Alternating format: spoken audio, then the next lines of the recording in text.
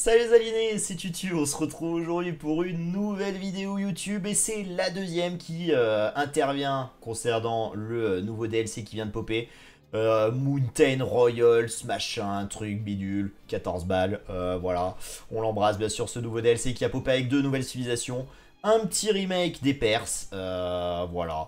Et puis bien sûr, trois campagnes, si je dis pas de bêtises. On a vu les Arméniens, on va partir sur les Géorgiens. On avait déjà vu, hein, concernant les Arméniens, qu'il y avait pas mal de points communs avec les Géorgiens, puisque c'est le même type de civ. Donc on va basculer directement sur l'arbre des technologies des Géorgiens. On va voir un petit peu ce que ça donne. Voyons voir un petit peu si les Géorgiens sont aussi pétés que les Arméniens. En tout cas, c'est une civilisation, semble-t-il, défensive et de cavalerie. Très bien. Commencer avec une charrette à mule, mais moins 50 de nourriture. Ok. Moins 50 de nourriture, charrette à mule. C'est très intéressant, hein, parce qu'on rappelle que la charrette à mule, quand même, ça a quand même un petit coup. Hein, 20 de bouffe, 100 de bois. Mais ça veut dire que, puisque vous avez déjà la charrette à mule, vous n'aurez pas à mettre de camp de bûcheron. Du coup, on mettra peut-être plus à la bouffe et on fera des passages encore plus rapides. Je vois ça comme ça. Je vois ça comme ça. Peut-être deux au bois ou quelque chose de cet ordre-là. Voir comment les pros l'envisagent, le jouent. La méta qui va se dessiner avec. Mais en tout cas, une charrette directe, ça vous permettra de scouter aussi. Au start, ça c'est quand même pas négligeable. Je trouve ça plutôt sympa. Donc, ok. Moins 50 de nourriture, en vrai, c'est pas si impactant que ça. Il faudra... non, bah en vrai, il n'y a pas de souci. Par contre, attention peut-être au moment d'aller chercher le sanglier, de bien relever la tête. De peut-être mettre... Ouais, je pense qu'il faudra peut-être mettre plus à la bouffe au start. À voir un peu ce que ça donne. Mais bon, c'est pas un start à la chinoise. Hein. Tranquille, hein. Tranquille les frérots. Hein. On va s'en sortir normalement. Bon, en tout cas, les églises fortifiées. Ah, ils sont là. Fournissent des villageois dans un rayon de 10 parcelles avec 10% de vitesse de travail. Alors attendez, là j'ai besoin de comprendre. Les églises fortifiées fournissent des villageois dans un rayon de 10 parcelles avec 10%. Donc en gros, on va mettre des champs, des fermes, avec au milieu des moulins, bien sûr, ou alors des charrettes à mules.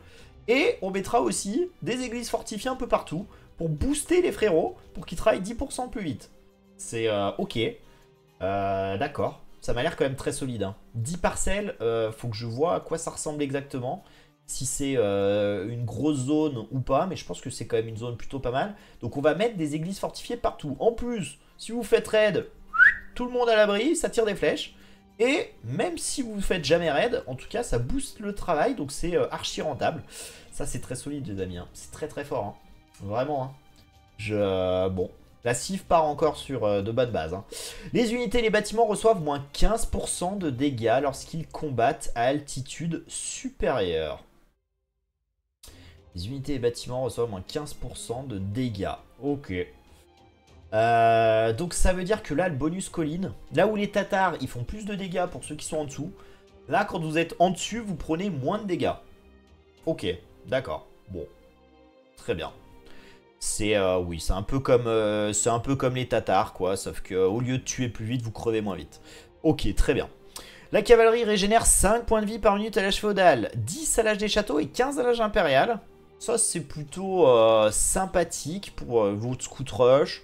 Pour vos cavaleries, bon, 15 à l'âge impérial par minute, c'est pas dégueu. En plus, en fait, vu que c'est offert, si vous voulez un peu de régène de vie, en général, c'est jamais très intéressant sur Age of. Mais vu que c'est gratos, j'ai envie de vous dire, du coup, c'est appréciable. C'est, voilà, vos caves qui se baladent un peu, qui raident, ils continuent de se promener, ils reprennent toute leur vie, quoi. Donc c'est pas déconnant, hein, c'est pas dégueu. Hein.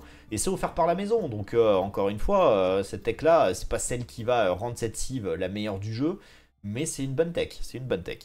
L'unité unique, les Monaspa, c'est de la cavalerie. Voyons voir un petit peu ce qu'il en est, les Monaspa. Ok, alors déjà ils ont, on dirait des guerriers un peu slaves, je sais pas trop. En tout cas c'est une unité de cavalerie qui coûte 62 bouffe, 45 d'or. C'est l'unité unique bien sûr des Géorgiens et qui devient plus forte quand d'autres Monaspa ou unités chevalières sont proches. Alors ça va falloir que le frérot Spirit of the Law nous calcule tout ça. Voir à quel point c'est impactant, combien il faut d'unités pour que ce soit solide. etc., etc. Parce qu'à mon avis, là, il faut que ça passe par des stats pour qu'on comprenne vraiment l'impact et la force de cette tech. Enfin, cette tech. De cet attribut. Puissante contre l'infanterie, ok, bon, ça reste de la cave. Faible contre les piquets et les chameliers, ok, ça reste de la cave. Vitesse, tac, tac, tac. On a 75 points de vie, 12 d'attaque, ça a l'air quand même de bien taper. Ok, bon, très bien.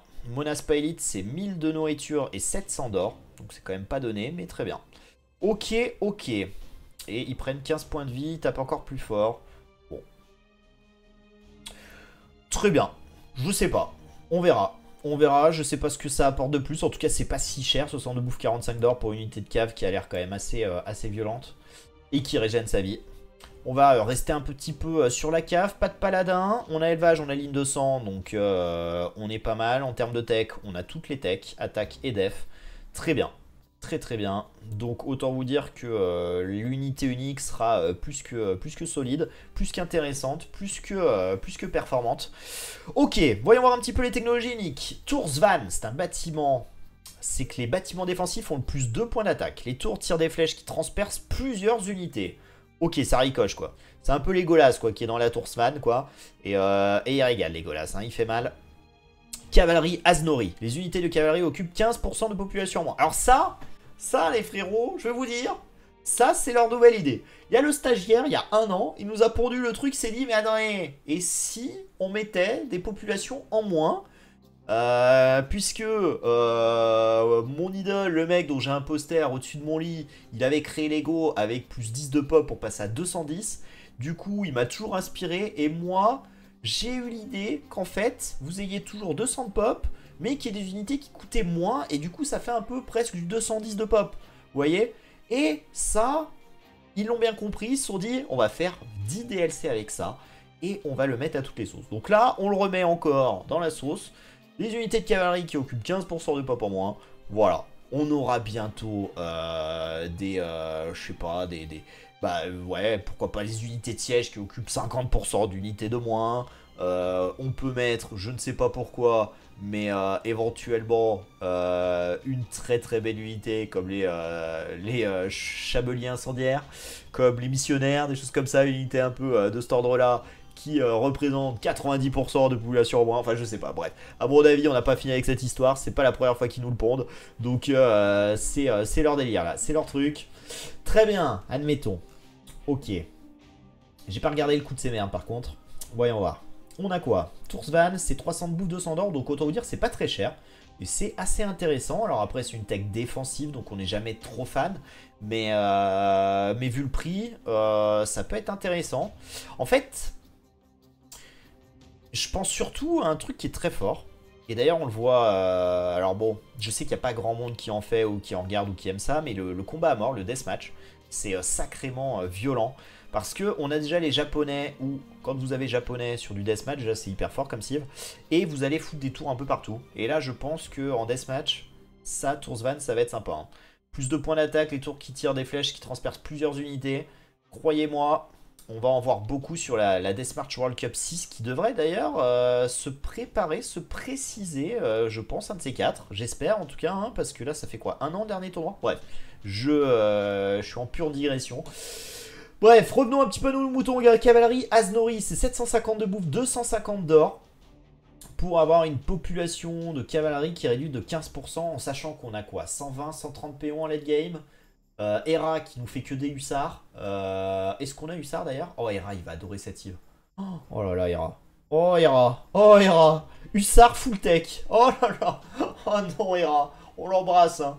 Salut à toi, Hera. Hein. T'es un chouchou. Je crois que c'est ta nouvelle cible préférée en late game.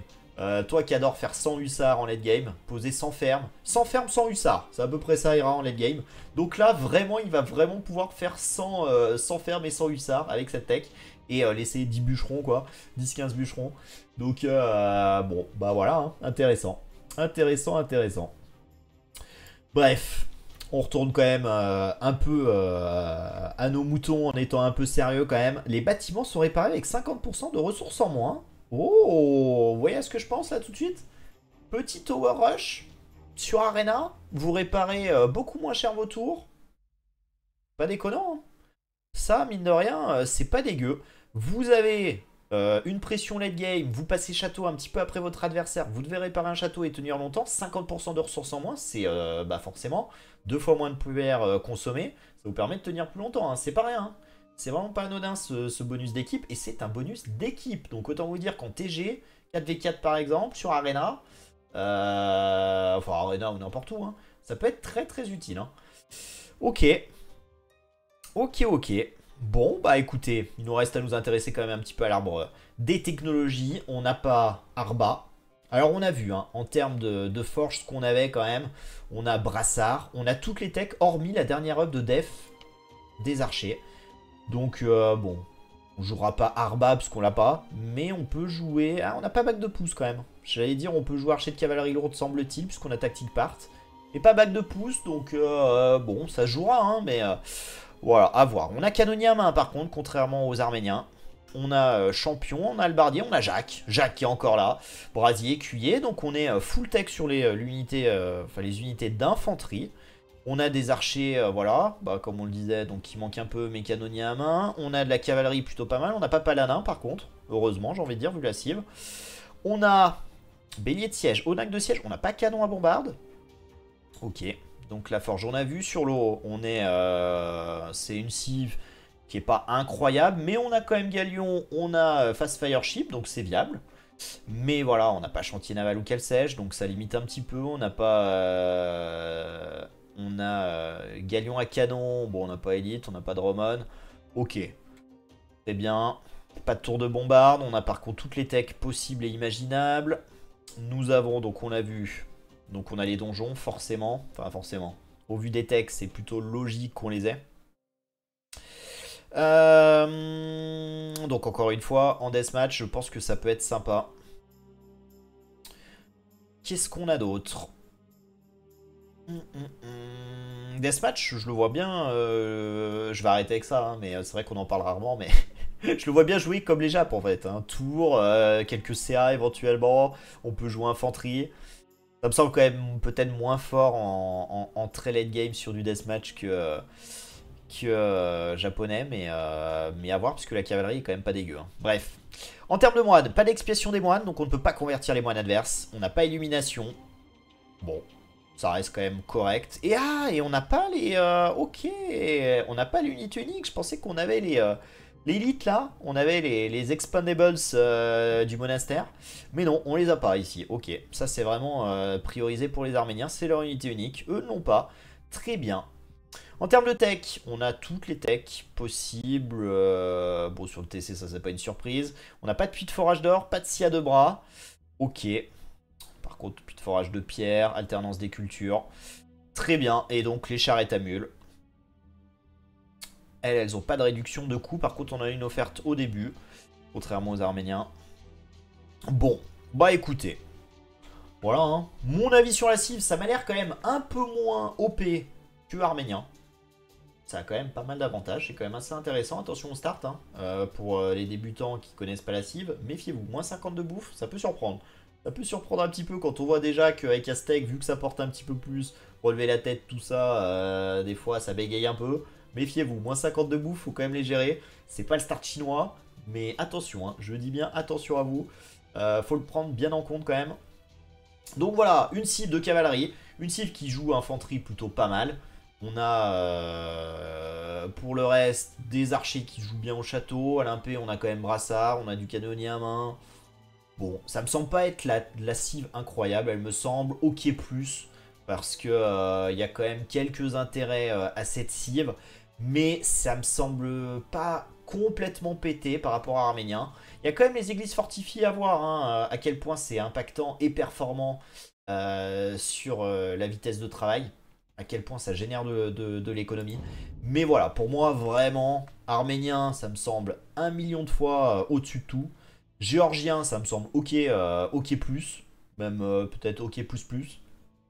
Voilà, à voir un petit peu. Il va nous rester les Perses. Alors les Perses, je pense que la vidéo sera plus courte. On en aura peut-être moins à dire puisque c'est juste une reconfiguration de la cive. Une petite modification, mais je crois qu'il y a des choses intéressantes qui ont bougé. Mais du coup, ça sera la prochaine vidéo les amis. Donc je vous encourage à nous retrouver pour la vidéo concernant les nouveaux Perses. Je compte sur vous en tout cas comme d'habitude pour mettre votre avis. Bah toujours pareil hein, concernant la cive, etc. Votre retour si vous l'avez essayé, blablabla, comme d'hab, je compte sur vous. Vous êtes autonome maintenant. Voilà, et puis on se retrouve du coup pour les perses. Du coup, des bisous, à très vite pour une prochaine vidéo du coup. Ciao ciao.